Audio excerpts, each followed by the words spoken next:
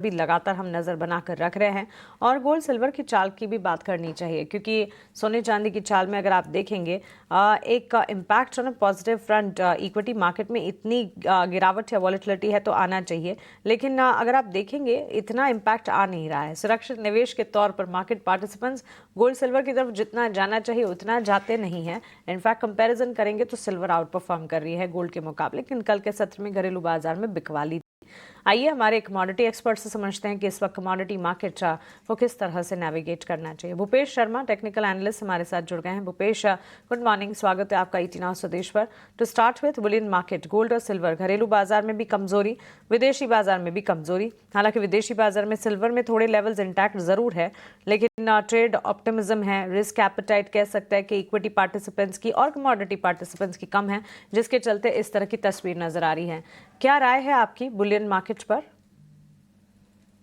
जी, good morning ma'am. अगर बात करें गोल्ड और सिल्वर की, तो गोल्ड और सिल्वर में ऊपर से मुनाफा वसूली जरूर देखी गई है, परंतु वहीं ट्रेंड की और मोमेंटम की बात करी जाए तो ओवरऑल अभी भी ट्रेंड और मोमेंटम दोनों ही पॉजिटिव बने हुए हैं। मुझे लगता है कि गोल्ड और सिल्वर के बाजारों में सिल्वर आउट परफॉर्म पिछले कई ट्रेडिंग सेशन से करती हुई दिखी है और अभी आगे भी करनी चाहिए।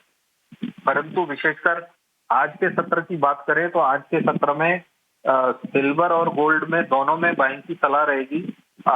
विशेषकर गोल्ड के बाजार की बात करें तो 98,450 से 500 के मध्य गोल्ड में खरीदारी करनी चाहिए। 98,300 का स्टॉप लॉस रहेगा। 98,800 99,050 का लक्ष्य रहेगा। वहीं सिल्वर की बात करें तो 1,14,800 700 में सिल्वर में खरीदारी करें। इसका स्टॉप लॉस 1,14,500 के नीचे का रहेगा। लक्ष्य इसमें 1,15,300 1,15,800 के संभावित रहेंगे। जी मैम। ओके, सो सिल्वर में खरीदारी, इनफैक्ट कंपैरिजन बुलियन मार्केट में जब जब किया हमने सिल्वर में, ये ट्रेंड शुरू होने से ठीक पहले ईटी नाउ स्वदेश ने आपके सामने रखा था कि गोल्ड और सिल्वर कंपैरिजन में सिल्वर जो है वो गोल्ड को आउट परफॉर्म करती नजर आएगी। कल हमने देखा है कमजोरी है, लेकिन इस गिरावट को भी खरीदारी के मौके मानकर चलना चाहिए, दोनों ही गोल्ड सिल्वर के लिए। लेकिन साथ साथ कच्चे तेल की चाल और एनर्जी पैक पर ही भूपेश एक टेक जरूर जानना चाहेंगे हम, because US trade optimism again, और साथ ही क्रूड स्टॉक पाइल्स में जो ड्रॉप है उसका एक इम्पैक्ट है जो कि कच्चे तेल की चाल पर पड़ा है। $69-70 बैरल के आसपास हम ब्रेंट क्रूड ट्रेंड करता देख रहे हैं। हरे निशान के साथ घरेलू बाजार में भी कच्चा तेल जो है वो ट्रेड करता हुआ, और कच्चा तेल ही नहीं, नेचुरल गैस पर भी अगर कोई टेक है तो बताइएगा जरूर।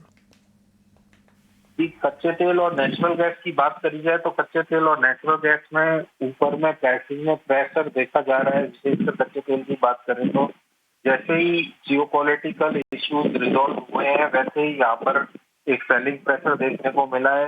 परंतु इकोनॉमिक फ्रंट की तरफ से देखा जाए कि इकोनॉमी के जो नंबर अच्छे आ रहे हैं, तो मुझे लगता है कि कच्चा तेल नीचे के भाव में बना रह पाना थोड़ा मुश्किल रहेगा।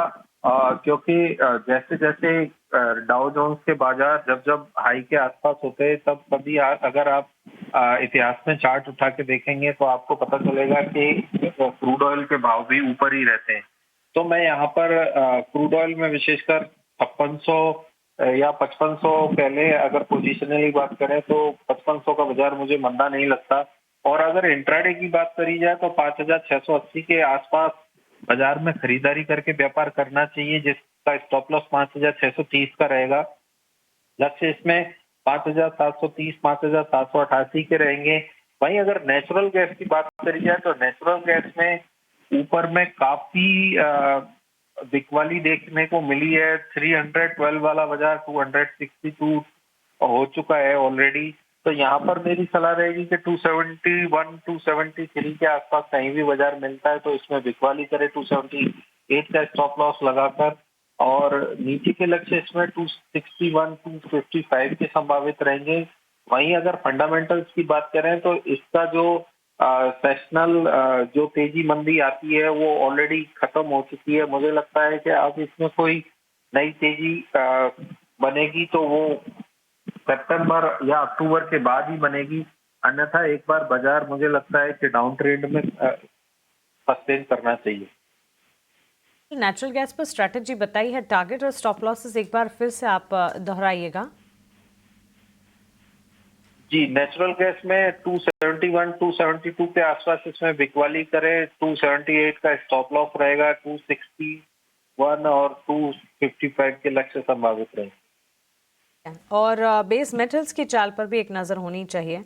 सारे बेस मेटल्स में हम मोमेंटम भी देखते हैं, वोलेटाइल ऑफ कोर्स है, और वो तो पूरे के पूरे कमोडिटी पॉकेट कमोडिटी सेगमेंट में ही नज़र आ रहा है, और क्योंकि कई सारे ग्लोबल फ्रंट पर डेवलपमेंट्स हो रहे हैं। लेकिन बेस मेटल्स की चाल को देखते हुए लेड, जिंक, कॉपर, एल्यूमिनियम कल परफॉर्म कर पा रही थी। इसके अलावा कॉपर, लेड और जिंक में बिकवाली दिखी है।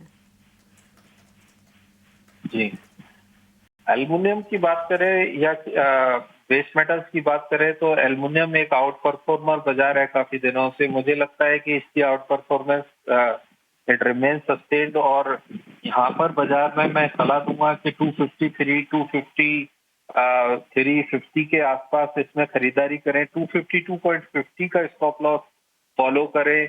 लक्ष्य इसमें 255, 256 के संभावित रहेंगे। वहीं कॉपर का बाजार देखा जाए तो एक दायरे में जो बाजार चल रहा है वो दायरा अभी इंटैक्ट रहना चाहिए। उसमें नीचे के भाव 888 और अपसाइड में 902, ये लेवल के बीच में बाजार चलता रहेगा।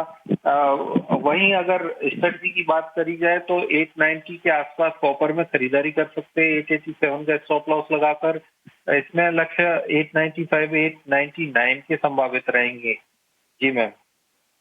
भूपेश जी, जाते जाते करेंसी की चाल पर भी अगर कोई एनालिसिस, आपका कोई टेक है तो बताते जाइए। डॉलर के मुकाबले रुपए की चाल पर आप क्या कहेंगे?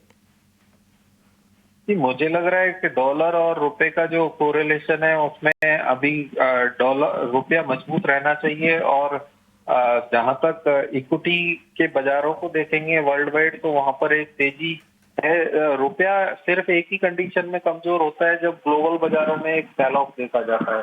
अन्यथा मुझे लगता है कि बाजारों में ये जो नॉर्मल ट्रेडिंग जो जोन है वो बरकरार रहना चाहिए। अपसाइड में 8750, नीचे में 85.50, ये जो दायरा है ये बने रहना चाहिए। भूपेश जी, बहुत शुक्रिया आपका हमारे साथ जुड़ने के लिए और commodity market, non agree commodity पर विस्तार से चर्चा करने के लिए और अपनी राय, स्ट्रैटेजी हमारे साथ शेयर करने के लिए। तो बुलियन मार्केट, बेस मेटल्स की चाल और एनर्जी पैक पर विस्तार से यहाँ पर आज के लिए बाजार खुलने से ठीक पहले अब कमोडिटी मार्केट की ओपनिंग होगी, तब इन सब पर नजर रहेगी। रुपए की शुरुआत पर भी नजर रखेंगे, लेकिन उनसे ठीक पहले किस तरह की स्ट्रैटेजी बनानी चाहिए ये अभी आपने जाना। लेकिन